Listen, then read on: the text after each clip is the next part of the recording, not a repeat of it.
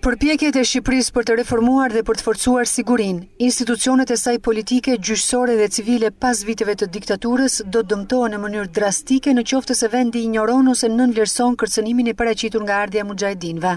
E nis kështu artikullin e tij Masud Kodabande në Huffington Post, këshilltar për strategjinë e lindjes së mesme. Sipas tij, vendi ynë pritet të marrë 3.000 mujahedin gjatë 2016-s, pasi presidenti rumanisë Traian Bashescu refuzoi t'i strehojë ata në vitin 2014. Gjithçka nisi në 2013, ku ish sekretarja e shtetit Hillary Clinton në përpjekje për t'inkurajuar vendet e tjera, nënshkroi një marrëveshje me kryeministrin e asaj kohe Sali Berisha për të marrë pak më shumë se 200 anëtar të mujahedinëve irakian. Por sipas autorit, tashmë mujahedinët kanë krijuar një enklav de facto në vendin tonë dhe janë një potencial për krime në një vend të njohur për korrupsionin e përhapur dhe krimin organizuar. Dhe jo vetëm kaq, ata mund të ngrejnë lehtësisht një kamp stërvitor për terroristët. Në fakt, mujahedinët deri para pak kohësh njiheshin si grup terrorist nga perëndimi, por pasi CIA dhe Shtetet e Bashkuara të Amerikës nisën t'i përdorin për të luftuar regjimin e Iran, u bën miq të Shteteve të Bashkuara.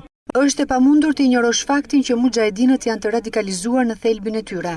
Shumë prej tyre janë trajnuar nga Saddam Hussein për akte terroriste.